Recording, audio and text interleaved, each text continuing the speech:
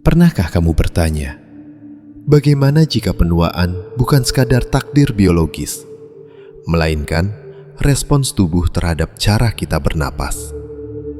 Bagaimana jika setiap tarikan napas yang kamu ambil hari ini diam-diam sedang mempercepat atau justru memperlambat jam hidupmu?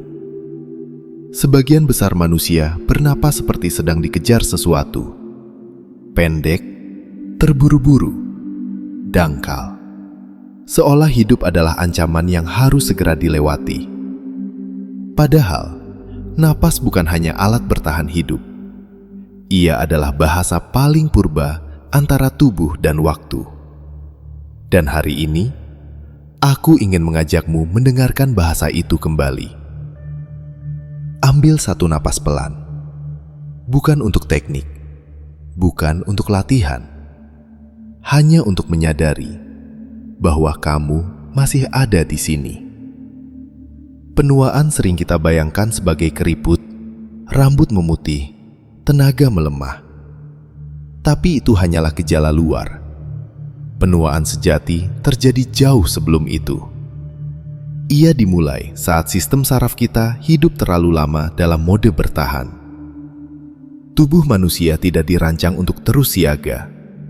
Namun, dunia modern melatih kita untuk hidup dalam ketegangan kronis. Notifikasi, deadline, kekhawatiran yang tidak pernah benar-benar datang, tapi selalu terasa dekat.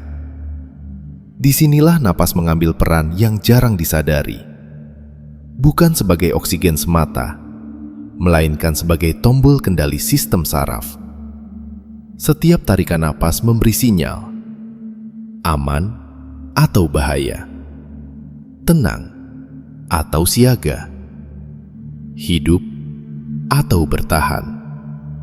Dan di antara semua pola napas yang pernah dipelajari manusia, ada satu pola yang sangat sederhana, namun dampaknya mengejutkan. Napas 5 detik, tahan 5 detik, hembuskan 5 detik. Tidak rumit, tidak mistis, tapi efeknya menyentuh inti biologis penuaan itu sendiri. Bayangkan sistem saraf seperti tuas keseimbangan. Di satu sisi, ada sistem simpatik, mode kejar, lawan, lari.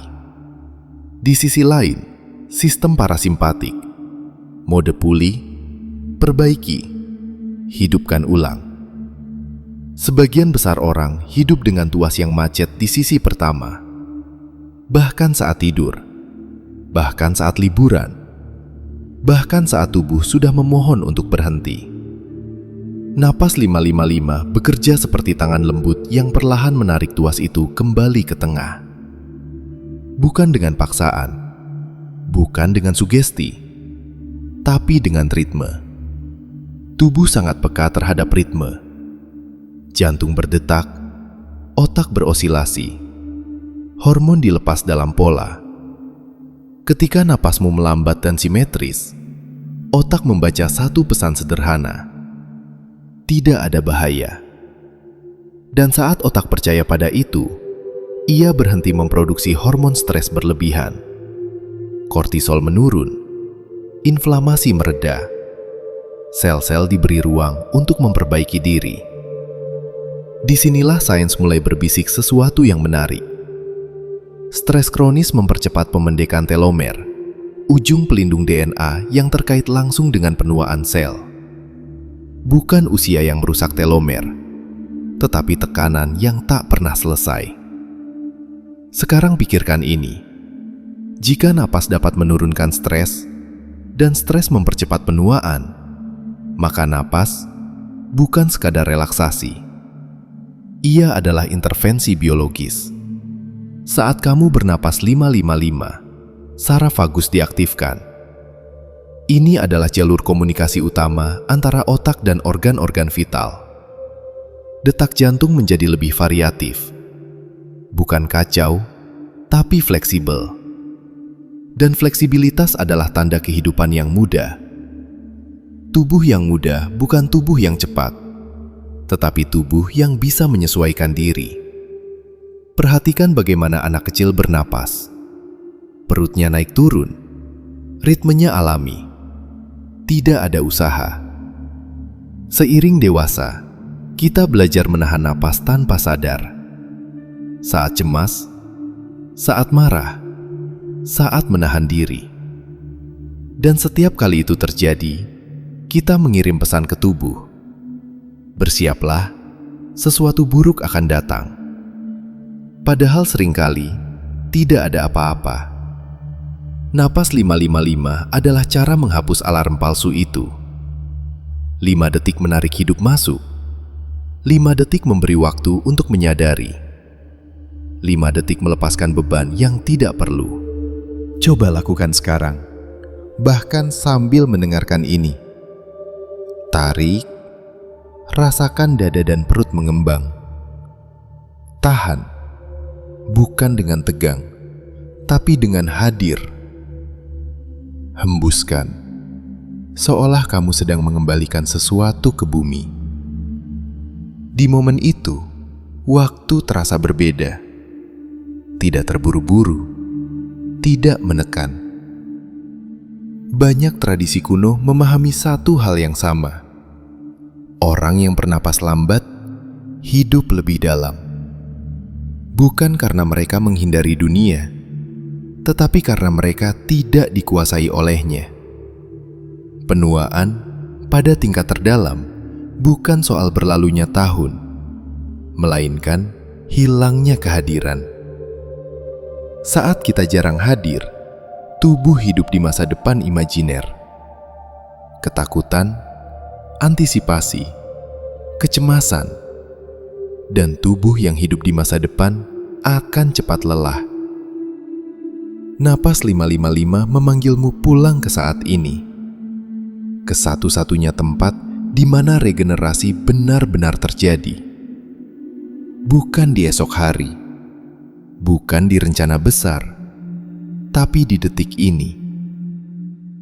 Ada keheningan kecil di antara tarikan dan hembusan, dan di sanalah tubuh mengingat bagaimana caranya memperbaiki diri. Bukan dengan usaha, tapi dengan izin. Ketika kamu melambat, sel-sel mendengar. Ketika kamu berhenti melawan, sistem imun menguat. Ketika kamu bernapas dengan sadar, waktu kehilangan cengkeramannya. Ini bukan janji keabadian. Ini tentang kualitas hidup yang terasa lebih luas, lebih lentur, lebih bersahabat. Banyak orang mencari cara memperlambat penuaan di luar diri mereka. Suplemen, teknologi, prosedur. Namun tubuh selalu memberi petunjuk sederhana. Mulailah dari napas. Tidak ada yang perlu ditambahkan. Tidak ada yang perlu dibeli, hanya ritme. Dan mungkin itulah sebabnya ia begitu mudah diabaikan. Karena yang paling kuat seringkali terlihat terlalu sederhana untuk dipercaya. Jika kamu menjadikan napas 555 sebagai teman harian, bukan sebagai ritual berat, tubuh akan belajar satu hal penting. Hidup tidak sedang mengejar. Dan saat tubuh merasa aman, ia berhenti terburu-buru menuju akhir. Ia mulai menikmati proses. Ia mulai memperbaiki. Ia mulai memperlambat. Bukan karena kamu memerintahkannya, tetapi karena kamu akhirnya mendengarkannya. Ada satu hal yang jarang kita sadari tentang penuaan. Ia tidak datang dengan suara keras. Ia tidak mengetuk pintu. Ia merayap pelan, melalui kebiasaan kecil yang kita ulang setiap hari tanpa sadar. Cara kita duduk, cara kita berpikir, dan terutama cara kita bernapas saat tidak ada yang memperhatikan. Tubuh mencatat segalanya. Ia tidak mendengar kata-kata motivasi. Ia membaca sinyal. Saat napas pendek, tubuh membaca ancaman. Saat napas terputus, tubuh bersiap kehilangan. Saat napas terburu-buru, tubuh mempersingkat masa depan. Inilah mengapa dua orang dengan usia sama bisa terlihat seperti hidup di garis waktu yang berbeda. Yang satu terasa berat, kaku, cepat lelah. Yang lain tenang, lentur, dan hadir. Perbedaannya bukan keberuntungan, bukan gen semata. Seringkali, itu ritme napas. Napas 555 mengajarkan sesuatu yang sangat bertolak belakang dari cara dunia modern bekerja. Ia tidak mengejar efisiensi. Ia tidak memaksa hasil. Ia hanya menjaga keseimbangan. Dan keseimbangan adalah bahasa yang dipahami tubuh paling dalam. Ketika kamu menahan napas selama 5 detik, tubuh belajar bahwa tidak semua jeda berbahaya. Bahwa berhenti sejenak bukan tanda kelemahan, melainkan tanda kepercayaan. Di dunia yang terus mendorong kita bergerak, menahan napas dengan sadar adalah bentuk perlawanan yang paling halus. Bukan melawan dunia, tapi melawan pola lama yang membuat kita menua sebelum waktunya. Perhatikan pikiranmu saat bernapas perlahan. Ia tidak menghilang, tapi volumenya menurun. Seperti radio yang tadinya terlalu keras, lalu perlahan dipelankan, bukan dimatikan, hanya dibuat cukup sunyi agar kamu bisa mendengar dirimu sendiri. Dan di momen itulah, tubuh mulai melakukan apa yang tidak bisa dilakukan saat pikiran berteriak, memperbaiki. Sel-sel tidak beregenerasi dalam kepanikan. Hormon keseimbangan tidak dilepas dalam ketergesaan. Proses pemulihan membutuhkan satu hal yang langka, rasa aman. Bukan aman secara logika, tapi aman secara biologis. Napas 5-5-5 tidak meyakinkan pikiranmu. Ia menenangkan sistem sarafmu. Dan ketika sistem saraf tenang, seluruh tubuh ikut mendengarkan. Banyak orang bertanya, berapa lama sampai efeknya terasa? Pertanyaan itu sendiri adalah gejala. Gejala hidup yang selalu mengukur, selalu menuntut hasil. Padahal napas bukan pil. Ia adalah hubungan. Hubungan antara kamu dan tubuhmu. Dan seperti semua hubungan yang sehat, perubahannya terasa bukan instan, tapi dalam. Hari pertama mungkin hanya terasa sedikit lega. Hari ke-7, tidurmu lebih nyenyak. Hari ke-30, reaksimu terhadap hidup berubah. Bukan karena masalah hilang, tapi karena tubuhmu tidak lagi menafsirkannya sebagai ancaman eksistensial. Dan di sanalah penuaan melambat. Bukan karena waktu berhenti, tapi karena tubuh berhenti panik menghadapinya. Bayangkan hidup sebagai sungai. Orang yang melawan arus akan cepat lelah. Orang yang hanyut tanpa sadar akan terseret. Namun orang yang memahami ritme air bergerak tanpa terkuras. Napas 555 adalah belajar membaca arus itu. Kapan menarik, kapan menahan, kapan melepaskan. Terlalu banyak menarik, hidup menjadi rakus. Terlalu lama menahan, hidup menjadi tegang. Terlalu cepat melepas, hidup terasa kosong. 5, 5, 5. Simetri sederhana yang mengingatkan tubuh bahwa hidup tidak perlu ekstrim untuk bermakna. Saat kamu konsisten bernapas seperti ini, otak mulai membentuk jalur baru.